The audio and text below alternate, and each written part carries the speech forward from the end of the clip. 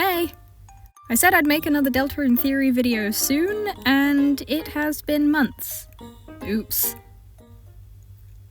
The Shadow Crystals, one of Deltarune's many mysteries.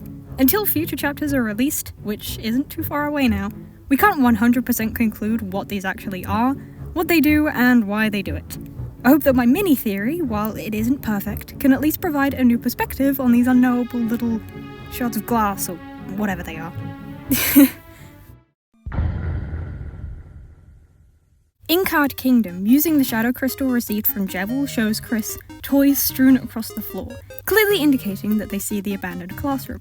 The Cyberworld's result is even more obvious, stating outright that it shows Chris the computer lab. It doesn't seem to work in Castletown, which I'll speculate about later. Then, in the Light World, the glass allows Chris to see through their hand if they use it when alone, and see Susie glaring at them coldly if she's there with them. Honestly, I thought that section would have been longer, but that's pretty much it. I believe that the Shadow Crystals show the user one narrative level above them. A narrative level, for those who don't know, is the layer of fiction that a universe is on. So, if I write a story, everything in that story is one narrative level below me. And if we were in a story written by someone else, which would never happen, then the author would be one narrative level above us. For the sake of this theory, I argue that the Dark Worlds can be considered one narrative level below the Light World. The Dark Worlds aren't fiction, but they exist via toys and games and media and have been confused with dreams, so I consider it close enough for comparison. Through this lens, we can start to form a pattern with every instance so far of Chris using a Shadow Crystal. The Dark World uses are the easiest to comprehend through this interpretation. The Light World is roughly one narrative level above the Dark Worlds, so that's what the Shadow Crystals show. Simple enough. So why does Chris turn invisible? Well, think about it. Does Chris exist in our world? I wish, but unfortunately no. So there's nothing for the glass to show Chris when they look at their hand. It just disappears. And as for Susie, get ready for this one. The Undertale 6th anniversary stream. I think about this game too much. In the Undertale 6th anniversary stream, we get a bunch of fun trivia about the game and how it was made.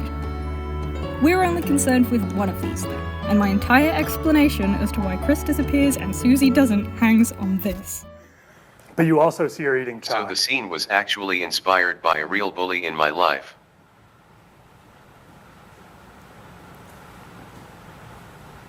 They told me that they would beat me up if my mom wasn't nice to them.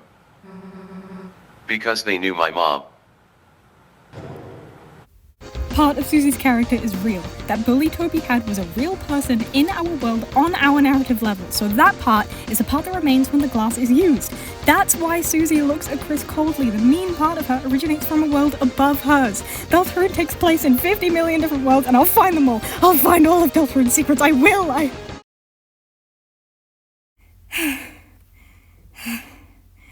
Yeah. Okay. Admittedly, this part is a stretch. But as I said earlier, I don't think that any Shadow Crystal theory will be completely correct until we can collect more crystals, so I may as well go wild. Do I think this is most likely to be the actual 100% real answer to the Shadow Crystals? Not entirely. But is it a fun idea? I certainly think so. Even if it is just a silly little idea, I still need to treat this like the genuine theory it is, so... This is going to be a lot of questions and a lot of speculation. Strap in. Why does Chris collect the Shadow Crystals from the secret bosses specifically? I can only assume it's something to do with their ability to show higher worlds, but if Darkness already know about the Light World, then seeing it wouldn't, cause this. If Darkness get no new information using the Shadow Crystals, then maybe they were left there for Chris? Or maybe the crystals can show further than one narrative level? I don't know, man. Why doesn't the Shadow Crystal work in Castletown? Using the crystal here gives the exact same text that shows when you try to use it for the second time in any other place, but nothing happened. This similarity makes me think that the crystals or glass are a one-time use, either generally or like each person can only use it once. So someone else, maybe Chris themselves, has used the crystal before in Castletown, so now it doesn't work anymore. And I don't even know how to address the shadow mantle, or the pure crystal, or the fact that the shadow crystals show the environment, but the glass shows a person. So many questions. Yeah, this theory has a bunch of holes, but I like it. I feel like it's the first properly original theory I've had about this game. Even my Valentine's Day letter analysis emphasized how much I don't think Gaster wrote it, but most people realized that pretty quickly anyway. I've said this is my one original theory, and now I'm going to look like a fool if anyone else has said anything remotely similar to this already. I hope you enjoyed. I don't really have any other major Deltarune theories, so this will be it for now. I'll have more to say when the next chapters release. So, yeah. See you around. Stay hydrated. Bye-bye. Yeah, I went a bit far with that whole Susie section, didn't I?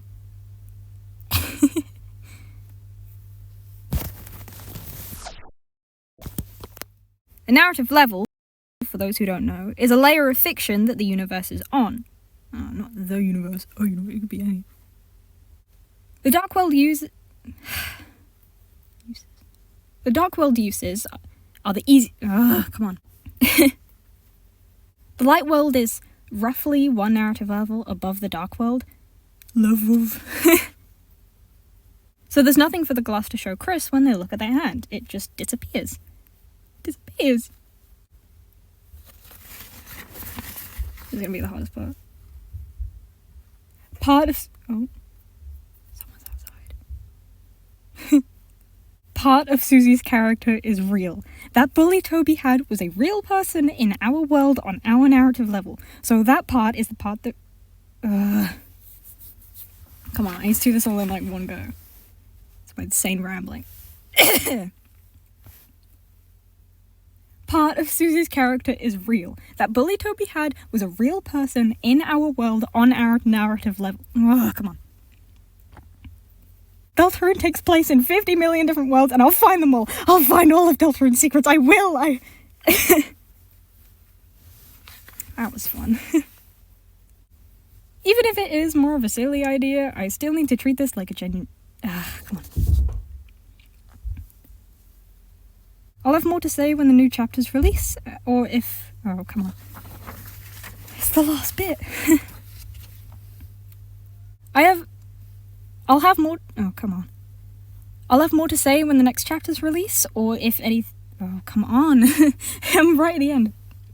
Which means I'm rushing.